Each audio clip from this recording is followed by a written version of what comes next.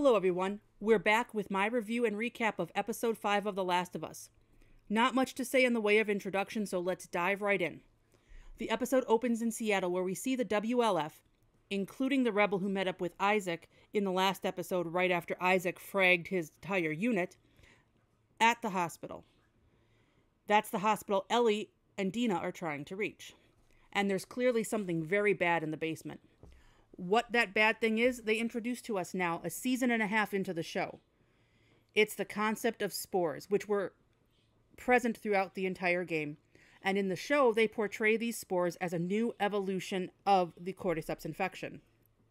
Going to talk more in depth about the spores in a little bit, but I will say at the beginning, it seems unwise to realize this fungal infection that has destroyed humanity and upended everyone's lives has now evolved to be in the air you breathe and not tell your entire team, opting instead to pick a few who need to know. I'll inform only the people who absolutely need to know and no one else. Does not seem like a good idea to me. That being said, this was a solid opening. Cut to Ellie and Dina. They're still held up at the theater that they've turned into their de facto base. Dina is trying to figure out the movements of the WLF using a radio they picked up in order to find a safe route to the aforementioned hospital. Don't like the fact that they kind of portray Ellie as an idiot and make her look like she's not as smart as Dina. You do not get all the way to Seattle in a zombie apocalypse world by being a dummy. An interesting choice, I guess, to contrast the two characters, but one I wasn't crazy about. But I will say, one of the things this show does well and remains to do well are the set pieces. They are freaking amazing. You really get a feel for this world, not only its decay since the infection outbreak in 2003, but the way the world just stopped at the time of the outbreak. Take, for example, in the theater, Ellie finds the guitars sitting on the stage. Stage was clearly set up for some sort of concert, a concert that never happens. The show does a really good job of capturing how time sort of freezes when something upends the world, be it the zombie apocalypse or a virus. Back to the theater. This is where we also get a first glimpse of Pearl Jam's Future Days from Ellie. That song was a big motif in the game, and I have a feeling it's going to pop up more in later episodes and Season 3.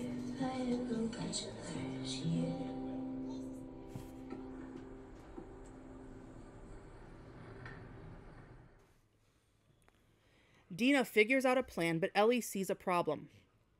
The building workaround is being avoided by the WLF patrols because it's probably full of infected.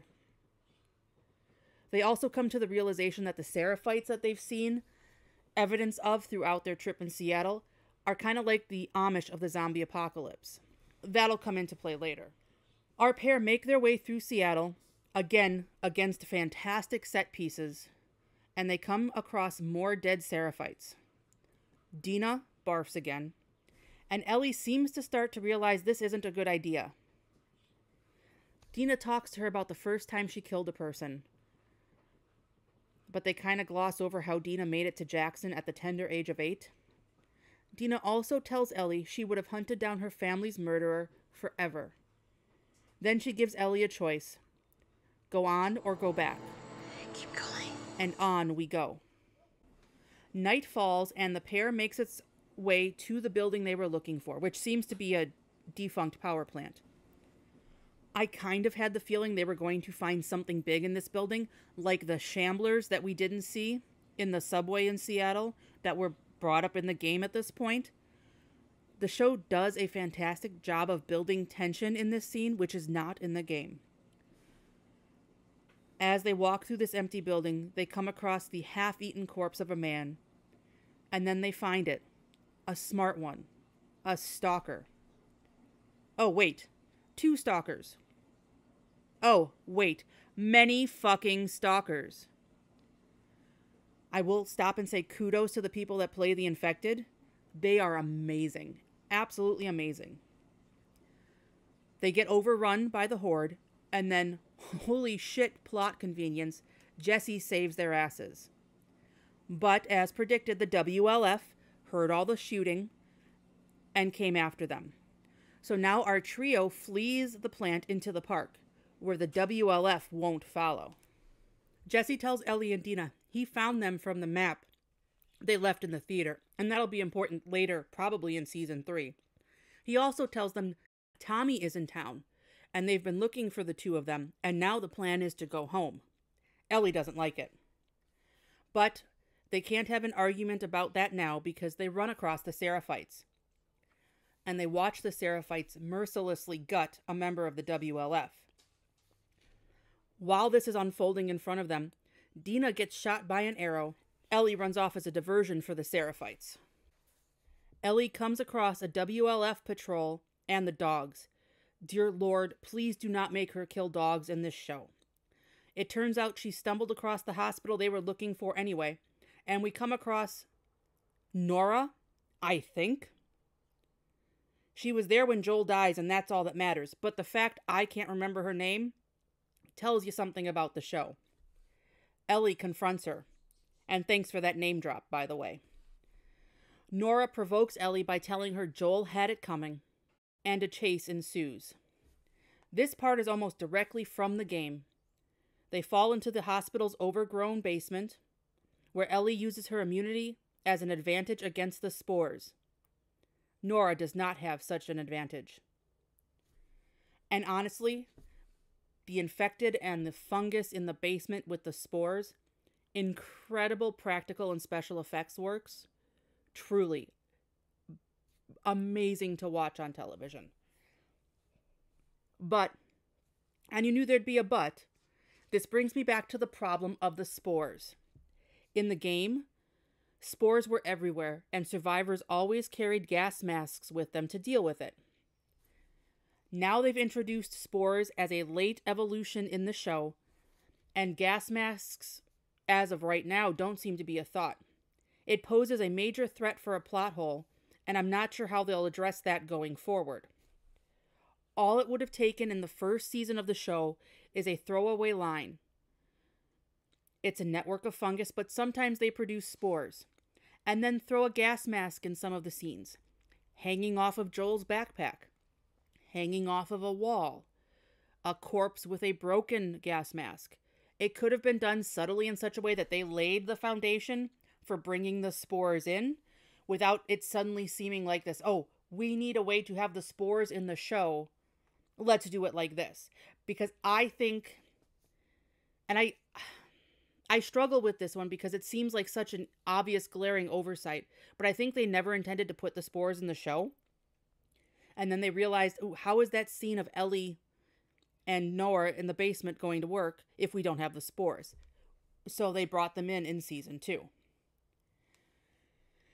We'll see how that plays out in the rest of the show, but not crazy about the way that they have done this. Also, everything in the hospital, from the opening sequence to the battle with Nora in the basement, tells me they're building up to show us the Rat King in season 3. Ellie backs Nora into a corner, and with nothing to lose, Nora spills the beans about Joel killing Abby's father. Ellie says she knows. Does she, though? As in the game, Ellie decides to try beating Abby's location out of Nora. And then we cut to our first flashback of Joel as the episode ends. It also tells me what we might see in episode 6 too, and I wouldn't be surprised if episode 6 was flashback Joel and Ellie centric. For fans of the game, fans, not critics, this was probably a solid episode. But I've noticed the absolute lack of Abby in episodes 3 through 5, and I'm beginning to wonder if we are going to see Abby at all for the rest of the season. Which tells me that season 3 might be Abby-centric. Good luck with that. Fans already seem to be sour on season 2, and we've still got 2 episodes left. They're not going to like following Abby around in season 3, because most non-game fans hate her, and the show hasn't given us a reason to root for or sympathize with her at all. The Rotten Tomatoes score is now 41%. Ouch. And the IMDb ratings have steadily declined since episode 2. As of the time of this recording, no score was available for episode 5. It also seems finding actual viewership numbers for the last 2 episodes is a challenge, which makes me think HBO is trying to circle the wagons on this one, and coupled with the fact they tried to censor the critical drinkers' criticisms last week, wouldn't surprise me if they were. It's a pity because the show has so many missed opportunities.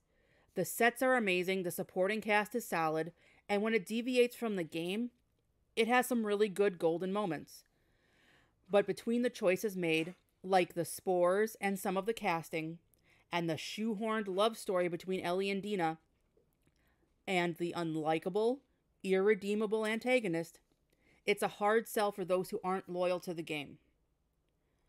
We'll see what happens in the next 2 episodes, but I suspect we'll be left with a major and likely unsatisfying cliffhanger going into season 3.